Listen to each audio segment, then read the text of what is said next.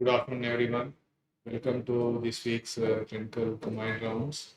We from the Department of Cardiology are going to present an interesting case, and this case is interesting for three reasons. One is that it is a kind of extremely rare condition. It's not common at all. It's infrequently seen. Secondly, it was also difficult to manage. Management also posed many challenges. And thirdly, that the underlying etiopathogenesis, underlying mechanisms of these conditions were not clear. And the various hypotheses, etc., may be there, and our friend in physiology may also be able to help in that. Okay, so I'll to Dr. Shivam Goel will be presenting the case, and after that, discussed by Dr. Sumit and others.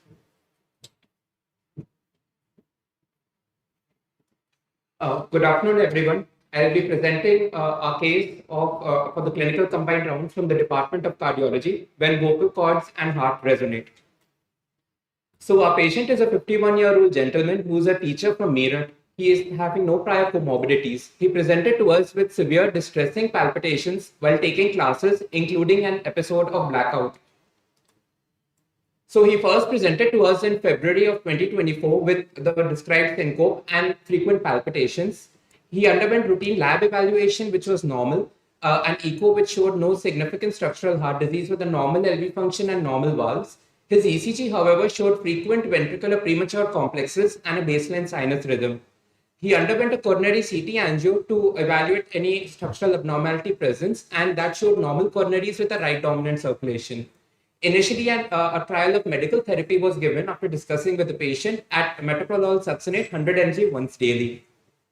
4 months later, the patient continued to have persistent palpitations, and Holter at this time showed that he had frequent monomorphic VPCs with a burden of 47%. Monomorphic implying that they usually come from a single focus, which is useful for us in cardiology as it may help us in identifying a treatment modality, and by ablating this one particular focus, we may be able to help the patient be free of VPCs. After discussing with the patient decided to continue medical therapy, so we changed the drug to sotalol 40 mg twice daily. However, he again presented to us on follow-up in February of this year with persistent palpitations and an episode of pre-syncope. A Holter was performed to see the VPC burden, and it remained unchanged at around 40% and was predominantly monomorphic, the same morphology as seen previously. A cardiac MRI was performed, which showed no late gadolinium enhancement suggestive of no scar, no structural abnormality in the heart, and no evidence of myocarditis. After discussing with the patient, a plan for ablation was made. So this is the ECG of the patient when he presented to us. We can see that there are frequent VPCs which are occurring in a bi-Gemini pattern, as every alternate ear complex is a VPC, showing the high burden this patient had. The ECG VPC was as described on the right side column, having an RBB morphology, inferior axis with leads 1 and AVL negative. Now, using this information, we used the different published algorithms in order to identify where this VPC was originating, as it will guide our EPS and RFA management. Using the Cole's algorithm, we were able to localize it to the left ventricular outflow tract, as we can see in the left-hand side. We then ruled out the epicardial origin of this focus using the Valls and Marchlinsky algorithm, as we followed the different ECG morphology features given in the middle table and hence ruled out the presence of an epicardial focus. Following which, to further fine-tune as to where it is coming from within the LVOT endocardium, we used the Enriquez algorithm. So based upon our ECG characteristics of an inferior axis at the negative lead 1, we localized it to the left upper quadrant, as we can see here, the structures involving the RVOT, the left coronary cusps, and the superior mitral valve. Using further ECG features, we were able to localize it to the left coronary cusp or the anterolateral mitral valve. And hence, our final localization based on ECG prior to a EPS RFA study was the left ventricular outflow tract, likely from the left coronary cusp or from the anterolateral mitral valve, with an epicardial focus less likely.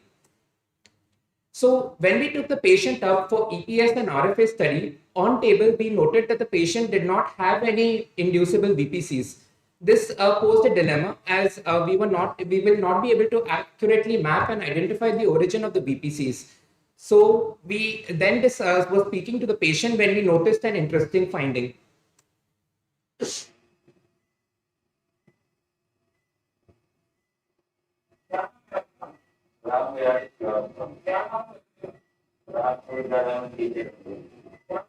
So we see that the VPCs are originating while the patient is speaking.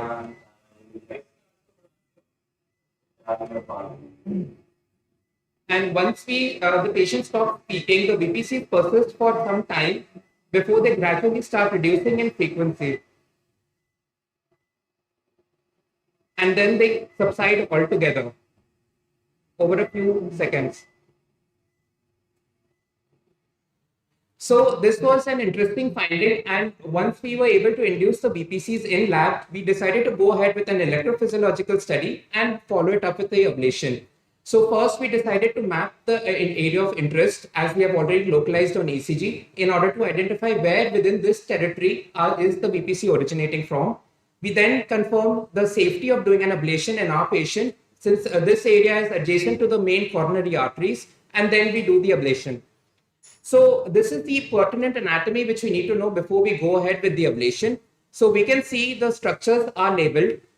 In our case, we are more interested in 1, 2, and 4, which we were able to localize from the ECG as the LVOT endocardium, the left main coronary artery, and the left coronary cusp, and the right coronary cusp.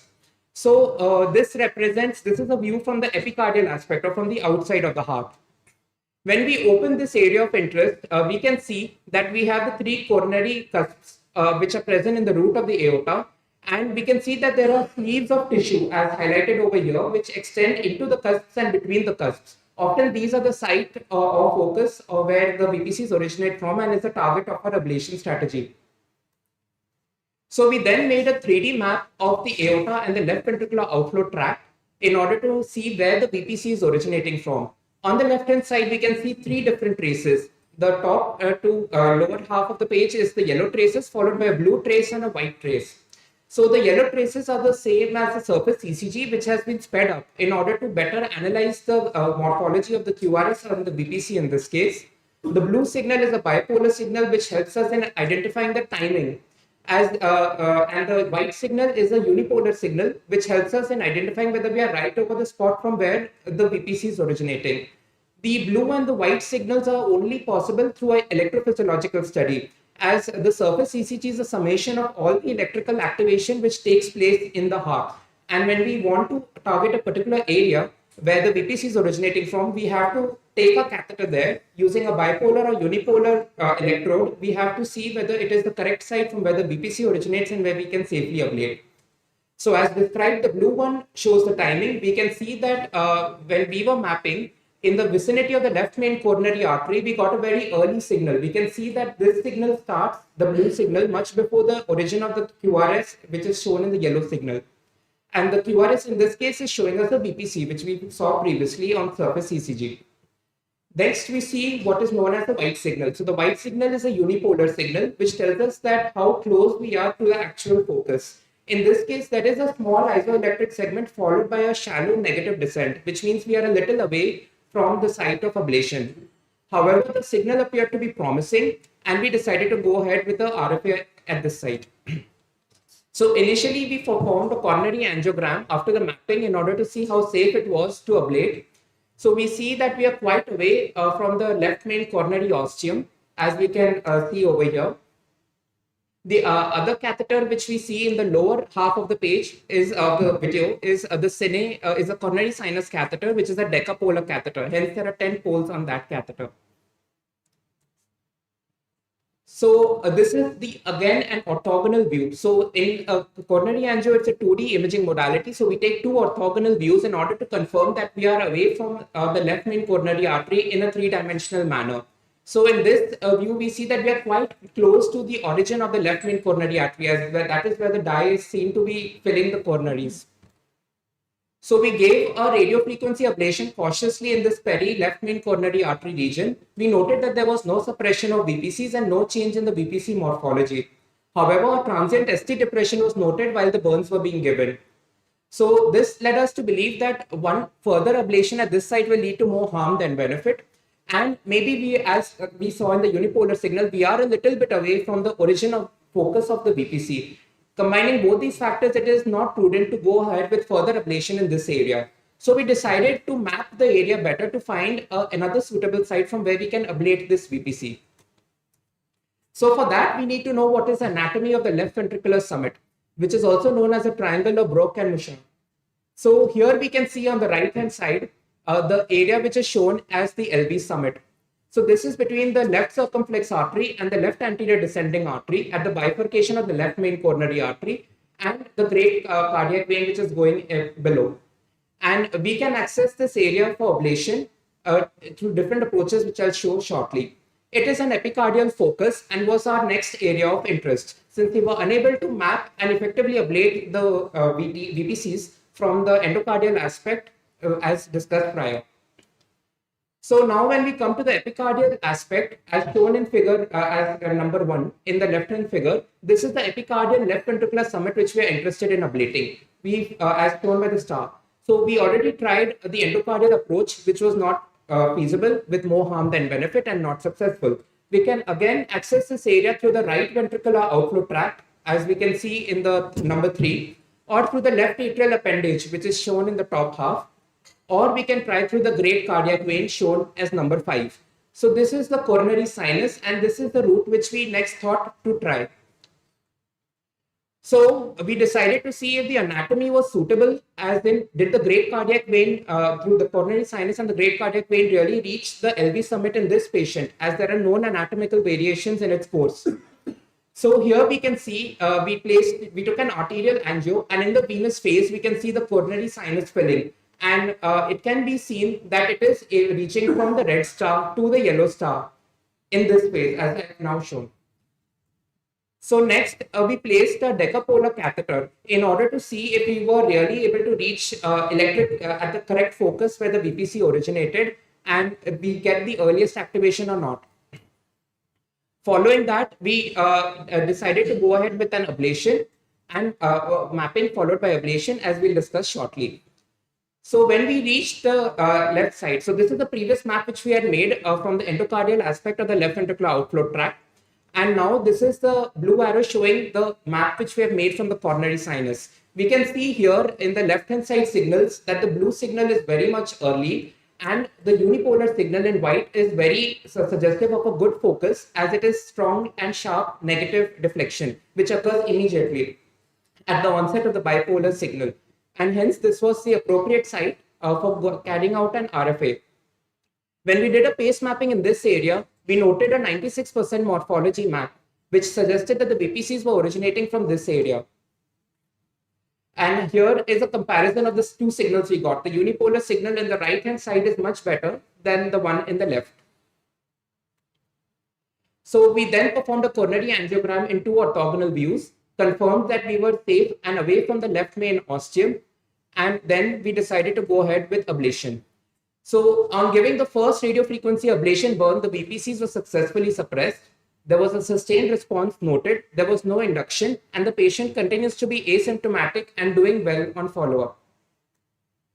So we now come to a short review of this topic on speech-related arrhythmias. So speech and arrhythmia, the relation has not been reported previously for ventricular arrhythmias, as in this case. It has been reported extensively in atrial tachycardias.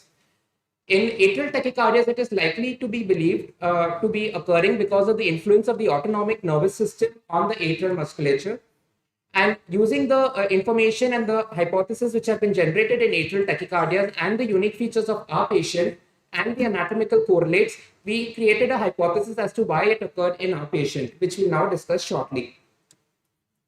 So speech is a complex autonomic and mechanical event, which involves a variation in CNS outflows as well as the autonomic outflow. It involves changes in the pattern of respiration during speech, as well as changes in intrathoracic pressure, all of which can act as a trigger in the presence of a potential substrate in order to cause VPC. And this is a hypothesis, and we will now explore each component. So the first is the neural coupling. So it is known that when a speech is initiated, the cortical impulse passes into the nucleus ambiguus, which supplies the laryngeal muscles, and it can spill over into the cardiac parasympathetics, which originate in the vicinity. This leads to a momentary increase in the cardiac parasympathetic stimulation, and also it has been noted that momentary increase in the sympathetic tone can occur with vocal effort. as has been described in many patients having a speech-related or speech-triggered atrial tachycardias. Phonation also involves forced expiration against a glottis. So this forced expiration generates increase in the intrathoracic pressures, and when speech ceases, there is a cyclical variation. So this cyclical alteration in the intrathoracic pressures leads to an alteration in atrial and ventricular stretch, which leads to activation of the mechanoreceptors, vagal stimulation, and autonomic tone modulation, which in turn can trigger VPCs as discussed previously. So these two mechanisms can episodically trigger a variation in the autonomic outflow over the basal underlying cardiac autonomic tone. If there is an increase in the sympathetic outflow, it can lead to increase in intracellular calcium and increase automaticity. An increase in the parasympathetic outflow can lead to heterogeneous shortening of the action potentials. These can lead to increased early or delayed after depolarizations, and abnormal triggered activity can lead to VPCs as was seen in our patient. But this is just one aspect of this puzzle. On the other side, we need to have a suitable substrate as discussed, since these changes are routine in physiology and everyday life. So in our patient, we found that the VPC originated from the LV summit. It has been noted that LV summit sits at the crossroads of the cardiac nervous system. The sympathetic fibers show a significant density in their distribution from the base of the LV to the apex and from a subepicardium to the endocardium, with the highest density noted for the ventricle in the LV summit. These course has two extrinsic nerves, the left coronary cardiac nerve and the left lateral cardiac nerve along the left anterior descending artery and the left circumflex artery. Intrinsic nerves arise from the parasympathetic vagal parasympathetic plexus, which is the craniomedial ventricular ganglionic plexus, as that can be seen over here in yellow in the left lower figure. And this plexus sits on the LV summit. Also, it has been noted that there is epicardial adipose tissue which is present in the LV summit, and this creates an axis which is known as the adipose neural axis, the interaction of which can modulate the underlying myocardial tissue based on susceptible autonomic inputs and hence lead to a heterogeneity which can trigger arrhythmias. As shown over here, on the top side is the LV summit and below is the craniomedial ventricular ganglionic plexus, which is parasympathetic and sits in the LV summit region. Also, further supportive evidence of a reflex mechanism for these ventricular arrhythmias comes from previous studies, which have shown that swallowing in patients, swallowing-related dysfunction in patients with esophageal upper GI diseases can lead to ventricular premature complexes, and also an instance of cough-induced non-sustained ventricular tachycardia. So hence, I conclude that certain behaviors can cause abrupt autonomic or mechanical changes which ignite arrhythmias when a susceptible focus exists, as in our patient.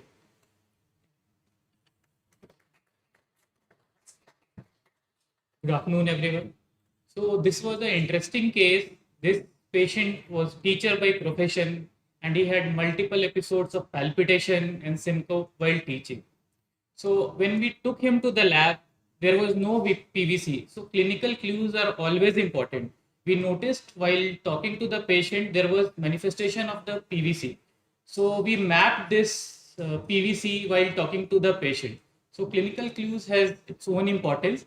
Second thing, most of these arrhythmias, atrial arrhythmias, which are associated with autonomic dysfunction, are vagus mediated.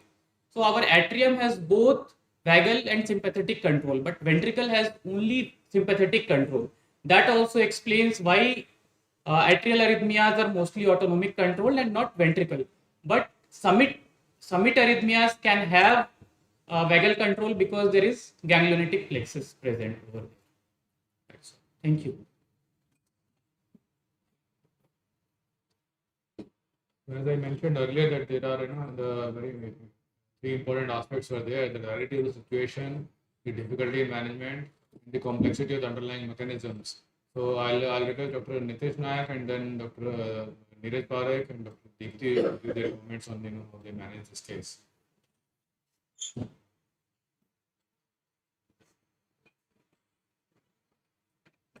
So this was really a very unusual case in which the heart was literally speaking. But I mean, what we should realize is how variable the clinical presentation can be. Like they show that there were 47% burden of ventricular arrhythmias at one point in time.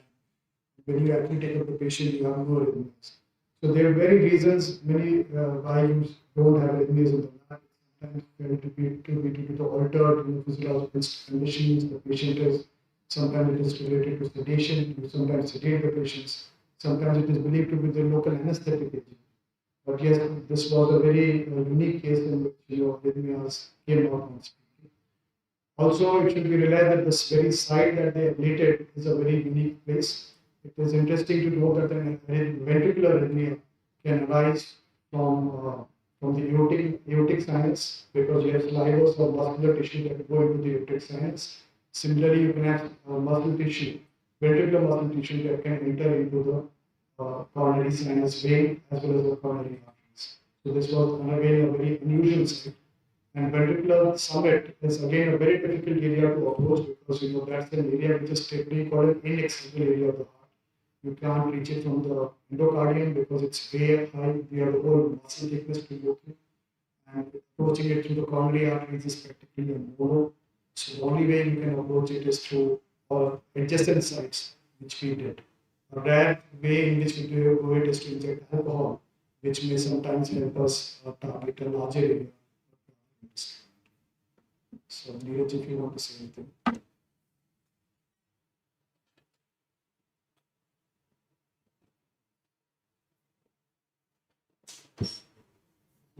I would just like to highlight while it looks like very easy that we have gone to the coronary sinus, updated or left sinus. This all maneuvers are potentially can arise many complications. Like in coronary sinus, you might perforate coronary sinus and might cause like pericardial tamponade, or when you are bending near the left main coronary artery, it might get occluded and patient might like collapse there. So we have to also understand that we have to have appropriate benefit to the patient before we take the patient for these which have some potential risk. We do all in controlled environment, we take care of everything, but still sometimes complications can occur. So we have to take that also in notice when we are taking patients for potential patients. So always try medical therapy, symptoms into account, and patient is not responding, then we have to take with appropriate risk.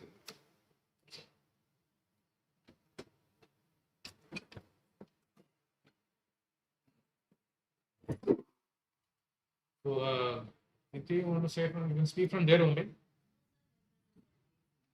Okay, so the case is open, and actually because of the complexity of mechanisms, I thought that our physiology friends will be kind of interested, and maybe Dr. Jaryal and Dr. Dinu are here, so I'd like to invite their comments on this. Know whether the patient had other than his book or sometimes. It used to get triggered by speech, but other time also he has some PVC, but definitely. Every time we spoke, there will be. Sir, yes, in lab it was there. Like if you take classes, we had episodes. Yes. In one Sir, that actually we have done Holter also. At night time when he was sleeping, there was no PVC. on order between impact of speaking with the Yes. how much every time we spoke, we get PVC. What's this? Sir, every time he used to speak in the lab, there was PVC. The way it was we have speaking and emotional component may come. You are taking on the previous ambiguous. Yes. It's very close to each other. But then this ambiguous because the emotional response can 3 times give a very strong.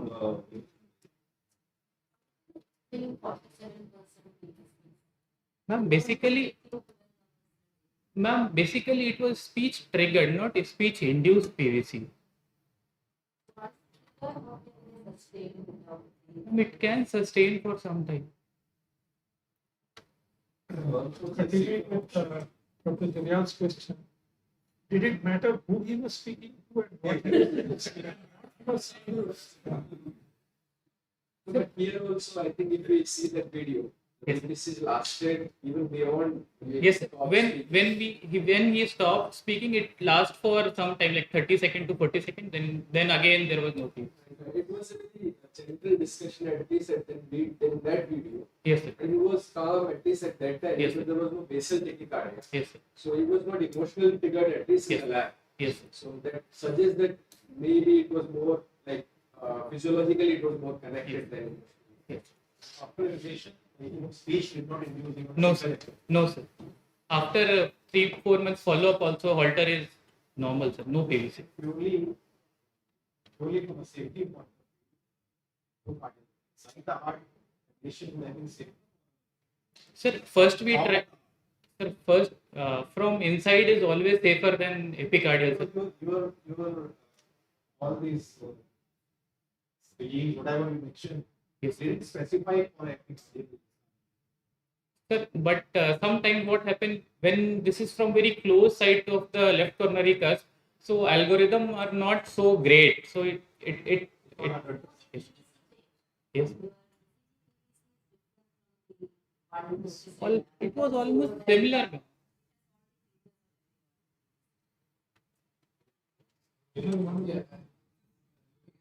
Like once the speech has started, then even the speech stop will continue. It continued for some time, sir, like 30 seconds, 20 or 30 seconds. Vagal, the vagal generally tend to suppress all. Yes. Would it be possible that vagal suppressing the natural pacemaker and then manifesting? So, but rate was same. Rate was not changing. It was PVC was at the same sinus rate. Nerving system, because once it gets activated, it is expected to last for a longer period. Actually, in lab we started isoprelin also when there was no PVC. That we generally do to increase the rate, but there was no PVC even on isoprelin. This is marketable, I think. Normally, They were different by giving they are not able to use by regular putting it in. But speech started the baby. It was very obvious. Particular arrhythmias are mostly associated with so really that also Yes. because the atrial arrhythmias are more common with speech, while particular are more. Sir, when he started speaking, the PVCs were obvious. So we did in this particular case we haven't asked him to cough and. Particular arrhythmias are more common with microphone. So Yes, sir. maybe these activities are also. But we didn't check in this case. Sir, now it's almost 4 months, sir. No PVC. So that elicitation of PVC was planned, or it No. was by chance. By chance, when we started talking to him, ki PVC is not getting induced. If there will be no PVC, it's difficult to map. Then he started speaking. Then we noticed there were PVCs. That is possibly the answer. If we had this plan, then maybe we could have done those things to kind of see what are the triggers. But since we came to know by chance, then we didn't have that choice, but to go ahead and ablate it. Sir, in PVCs, it's difficult to expect such things. Because, yes. Pretty much understand. Good pick.